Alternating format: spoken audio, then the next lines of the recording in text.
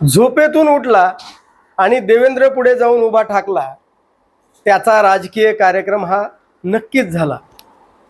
देवेंद्र फडणवीसांचा राजकीय, सामाजिक, आर्थिक आणि धार्मिक या अंगानं पूर्णपणे अभ्यास केल्याशिवाय जो देवेंद्र पुढे जाऊन उभा ठाकेल त्याचा राजकीय कार्यक्रम नक्कीच झालेला असेल.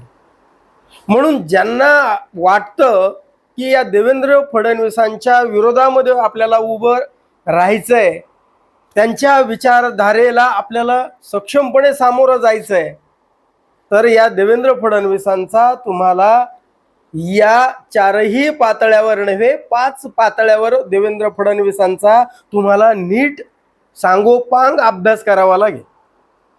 देवेंद्र फडणवीस यांना पक्षांतर्गत जेवढे लोक भेटतात ना, तेवढी त्यांच्या विरोधी पक्षातले भेट नाही.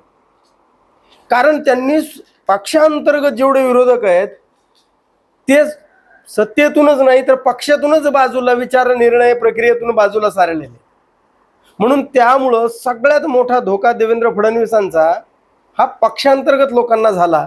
पण जे विरोधी पक्षातले आहेत त्यांनाही देवेंद्र फडणवीसांच्या राजकारणाचा फटका बसलाच.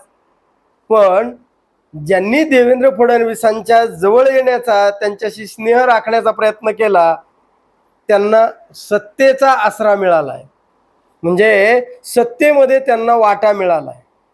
पण पक्षांतर्गत ज्यांनी देवेंद्र फडणवीसांच्या विरोधात उभा राहण्याचा प्रयत्न केला किंवा त्यांना शह देण्याचा प्रयत्न केला, त्यामध्ये त्यांचा एकतर एकनाथ खडसे झाला किंवा पंकजा मुंडेंच्या वाट्याला काय राजकीय वनवास आला हे तुम्हा आम्हा सगळ्यालाच माहिती आहे. आणि पक्षांच्या म्हणजे विरोधी पक्षातले म्हणाल तर ज्यांनी, म्हणजे आता विखे पाटील असतील, ते अशोक चव्हाण असतील किंवा अजितदादा पवार असतील, हे एकनाथ शिंदे असतील, हे या देवेंद्र फडणवीसांचे वैचारिक पक्षाच्या बाहेरचे विरोधक, म्हणजे विचाराचे विरोधक आहेत आणि पक्षाचे विरोधक आहेत. मग पण यांचा विरोध म्हणजे कसा झाला की यांचं एकतर चारित्र्य हनन करणं, यांच्यावर भ्रष्टाचाराचे आरोप करणं आणि यातून त्यांची सुटका करायची म्हणजे त्यांना आपल्याबरोबर घेऊन सत्तेत वाटा देणं. म्हणजे या देवेंद्र फडणवीसांच्या राजकीय शैलीचं आपल्याला पूर्णपणे आकलन झाल्याशिवाय जो उभा ठाकेल ना देवेंद्र फडणवीसांच्या समोर, त्याचं महाराष्ट्रामधलं राजकीय अस्तित्व संपल्याशिवाय राहणार नाही. राजकीय पातळीवर या देवेंद्र फडणवीसांचं नियोजन म्हणजे ते अशा पद्धतीचं आहे की महाराष्ट्रातच नाही तर अवघ्या देशामध्ये देवेंद्र फडणवीसांच्या या नियोजनाची तोड तुम्हाला कुठेच सापडणार नाही. म्हणजे प्रत्येक राजकीय विरोधकांसाठी त्यांनी एक माणूस, म्हणजे त्यांचा भाजपचा नाही, तो देवेंद्र फडणवीसांशी प्रामाणिक असलेला एक व्यक्ती त्यांनी त्या ठिकाणी कामाला लावलेला आहे. म्हणजे कसं की जर त्यांना उद्धव ठाकरेंचा समाचार घ्यायचा आहे, देवेंद्र फडणवीस बोलणार नाहीत, तिथे राणे कुटुंब बोलेल, म्हणजे अक्षरशः थोरले राणे बोलतील किंवा ते छोटे राणे बोलतील. म्हणजे मातोश्रीच्या विरोधामध्ये जे काही बोलायचं आहे ते ह्या राणेंनी बोलायचं. बरं, देवेंद्र फडणवीस यांनी मनोज जरांगे पाटलांच्या विरोधामध्ये बोलण्यासाठी सदावर्ते ठेवले. म्हणजे मनोज जरांगे पाटलांच्या विरोधामध्ये जेव्हा जेव्हा बोलण्याची वेळ येईल त्यावेळी हे सगळ्यात पुढाकार असेल तर तो म्हणजे या सदावर्तेंचा किंवा या लक्ष्मण हाकेचा. ही व्यवस्था आहे हो, किंवा त्या वाघमाऱ्यांचा. म्हणजे मनोज जरांगे पाटलांचा राजकीय पातळीवर तुम्हाला, म्हणजे त्यांच्या विरोधात बोलताना देवेंद्र फडणवीसांवर टीका झाली की यांनी तिथे बोलायचं. बरं, यांचा आत्तापर्यंत त्या एकनाथ शिंदेच्या विरोधात बोलण्यासाठी यांनी गणेश नाईकांची नियुक्ती केलेली. म्हणजे हे गणेश नाईक आता त्या एकनाथ शिंदेंना त्यांनी सळो की पळो करून सोडलेलं आहे.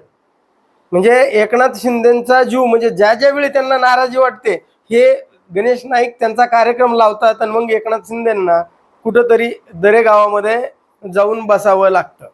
आणि ते जर तुम्हाला रोहित पवारांचं उदाहरण घ्यायचं, आता काल परवा रोहित पवारांनी उपोषण केलं, तिथे म्हणजे पवार घराण्याच्या विरोधात बोलावं तर ते सदाभाऊ खोत आणि ते गोपीचंद पडळकर, म्हणजे एवढ्या खालच्या पातळीवर जाऊन बोलणार की शेतकऱ्यांच्यासाठी केलेल्या आंदोलनाची सुद्धा टिंगलटवाळी करणारे, म्हणजे हे म्हणजे यांच्या मुखातून देवेंद्र फडणवीसच बोलत असतात. म्हणजे देवेंद्र फडणवीसांनी म्हणजे यांच्यासाठी ही योजना केलेली आहे. आणि सुनेत्रा पवार यांच्यासाठी त्यांनी तटकरे आणि प्रफुल्ल पटेल यांची नियुक्ती करून ठेवलेली आहे. म्हणजे या राजकीय पातळीवरचं नियोजन अशा पद्धतीचं तुम्हाला देशात सुद्धा कुठं सापडणार नाही.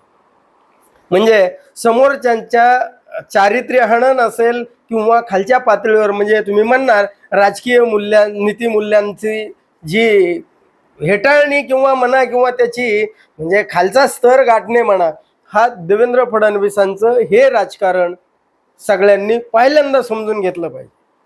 आणि सामाजिक पातळीवर जर देवेंद्र फडणवीसांचा अभ्यास करायचा असेल तुम्हाला, तर सामाजिक पातळीवर हे बघा, देवेंद्र फडणवीसांनी सामाजिक पातळीवर जो SC उपवर्गीकरणाचा घाट घातलाय, म्हणजे महार समाजाला मातंग समाजाच्या विरोधामध्ये आता उभं केलंय. मातंगाच्या डोक्यामध्ये हे टाकलंय की आमच्या आरक्षणावर दरोडा, म्हणजे आमच्या वाट्याचं या मातंगांनी खाल्लं आणि आता त्याचं उपवर्गीकरण करायचंय. म्हणजे SC मध्ये त्यांनी बरोबर फूट पाडली आणि त्यांना त्यातून फक्त बौद्धांचं म्हणजे जे प्रभुत्व आहे ते कमी करायचंय आणि मातंग समाज असेल किंवा चर्मकार समाज असेल त्यांना हिंदुत्वाकडे घेऊन जायचंय. आणि इकडे मराठा समाजाचं आणि वंजारी समाजाचं वितुष्ट कायम राहील. म्हणजे यासाठी त्यांनी बरोबर लक्ष्मण हाके आणि नवनाथ वाघमारे ही दोघं जण सातत्यानं बरळत असतात. बरं, त्यामध्ये म्हणजे क्रिया प्रतिक्रिया येतात. म्हणजे पुन्हा SC म्हणजे तो ST वर्ग आहे आदिवासी, त्यांना भय घातलेलं आहे की धनगर समाज त्यांच्या विरोधात नेऊन उभा केलाय. कारण त्यांनी मी पहिल्याच अधिवेशनामध्ये निवडून आल्यावर मला निवडून द्या, मी तुम्हाला पहिल्याच मंत्रिमंडळाच्या बैठकीत ST समाजामध्ये धनगर समाजाचा समावेश करतो, असं हे देवेंद्र फडणवीसांचं आश्वासन होतं. म्हणजे यांनी सामाजिक पातळीवर माणसात माणूस ठेवलेला नाही. म्हणजे एकही सामाजिक चळवळ म्हणजे त्यांनी शिल्लक ठेवली नाही. जेवढ्या चळवळी शिल्लक ठेवल्या त्या एक तर धार्मिक असतील किंवा जातीय चळवळी जिवंत राहतील. हे देवेंद्र फडणवीसांचं सामाजिक पातळीवरचं राजकारण आपल्याला पहिल्यांदा समजून घ्यावं लागणार आहे. कारण आता शेतकऱ्यांची चळवळ जन्माला येते की काय ह्याचं भय वाटतं, म्हणून त्यांनी हळूच शेतकऱ्यांचा थोडा अधूनमधून ते पुळका दाखवत असतात. म्हणजे यदा कदाचित जर माळी, धनगर, वंजारी, मराठा हे शेतकरी नावाच्या बॅनर खाली एक आले तर आपला निभाव लागणार नाही. म्हणून कुठेतरी या कर्जमाफीचं जे आंदोलन आहे त्याला गुंडाळणं किंवा शेतकऱ्यांना कसं आम्ही त्यांचे हितकर्ते आहोत हे दाखवणं हे देवेंद्र फडणवीस करत आलेले आहेत. म्हणजे हे सामाजिक पातळीवरचा हा खेळ ज्यांना राजकारण करायचं त्यांनी समजून घ्यायला हवा. म्हणजे तुम्हाला त्याच्या विरोधामध्ये पावलं उचलता येतात. बरं, आर्थिक पातळीवरचं त्यांचं नियोजन कसं असतं माहिती आहे का? याचा सगळ्यात मोठा उहापोह जर कुणी केला असेल, उघड कुणी केलं तर दिवंगत नेते अजितदादा पवार यांनी. त्यांनी माझ्या टेबलावर 100 कोटीची फाईल आहे ही, आणि ती फाईल जर मला वेळ पडली तर मी बाहेर काढू शकतो. तुम्ही मला काय त्या फाईलचं भय दाखवता? म्हणजे सिंचनाच्या फाईल ते बंद झालं नाही अशा धमक्या देण्याचा ज्यावेळी प्रयत्न झाला अजितदादांना, त्यावेळेस त्यांनी ह्या 100 कोटीची फाईल काढली होती. म्हणजे ही 100 कोटीची फाईल म्हणजे काय असतं माहिती आहे का? की आर्थिक पातळीवर आपल्या जवळच्या म्हणजे भाजपच्या उसरीवर वळचणीला असलेल्या ज्या जातीयवादी आणि धार्मिक संघटना आहेत त्यांना आर्थिक पाठपुरवठा म्हणजे पाठबळ देण्याचं काम हे या सत्तेच्या आधारानं करत असतात आणि आपलं अंग न दाखवता करत असतात. पण हे करत असताना या चळवळींच्या विरोधामध्ये जे उभे राहतात, म्हणजे जर उद्या हे रोहित पवार एखाद्या सामाजिक चळवळीला मदत करू शकतात, त्यांच्यावर ईडीची धाड पडेल, किंवा जे जे लोक तुमच्या सामाजिक चळवळीला पाठबळ देतात, म्हणजे त्यांचा आर्थिकदृष्ट्या नाड्या आवळणं, म्हणजे आपल्याच जवळच्या, म्हणजे आपल्या वळचणीच्या लोकांना आर्थिक बळ देणं, आणि विरोधी जे काही विचारधारा किंवा ते आपल्या सत्तेला, आपल्या विचाराला विरोधात जाऊ शकतात, त्यांच्या आर्थिक नाड्या आवळणं.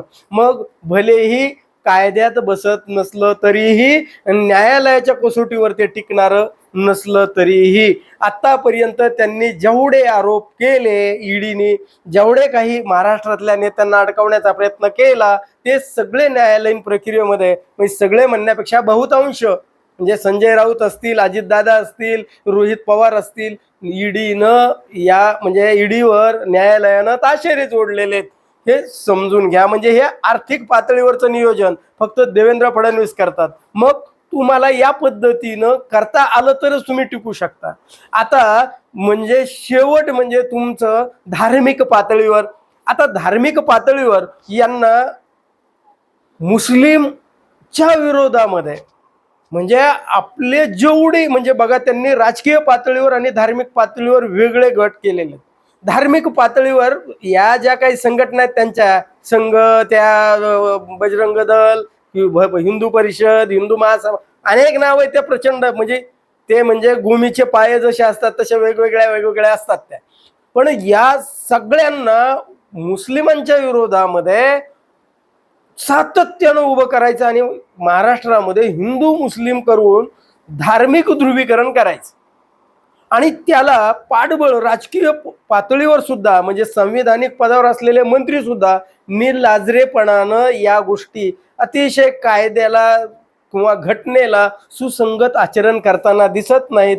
म्हणजे त्यामधले मंत्री आहेत, आमदार आहेत, म्हणजे बघा, ते नितेश राणे, ते लांडगे, कोणता ते पुण्यातले लांडगे, किंवा ते संग्राम जगताप, ही लोक धार्मिक पातळीवर, म्हणजे जे लोकशाही मूल्यांची, न्याय इथली व्यवस्था असेल, कायद्याची व्यवस्था असेल, या सगळ्यांना न जुमानता या देवेंद्र फडणवीसांच्या राजकीय अजेंड्यावर काम करतो. तर यांचं धार्मिक व्यवस्थापन, म्हणजे हे धार्मिक पातळीवर केवळ हिंदू मुस्लिम करणे.